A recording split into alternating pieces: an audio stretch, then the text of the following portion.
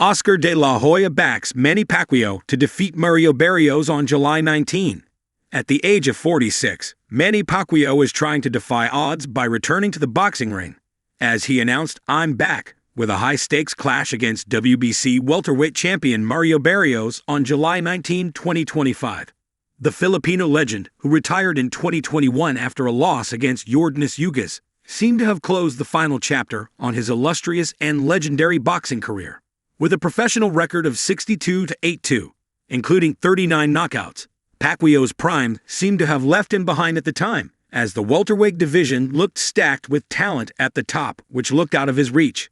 Yet, his decision to unretire for this fight against a way younger fighter, who is currently in his prime, has sparked a lot of debate between fans and analysts. Meanwhile, Mario Barrios is just 30 years old and is more than a decade younger fighter, who holds a record of 29-21 with 18 knockouts under his belt. The former two-division champ initially kept a unification bout with Yordenis as an option, but he rather opted for the financially lucrative matchup against Pacquiao. In 2024, Barrios didn't exactly have the year he was hoping for, as he fought Fabian Maidana, a tough fight, but Barrios came up with a win and a split decision draw against Abel Ramos, who's a faded fighter but pushed him to the limits.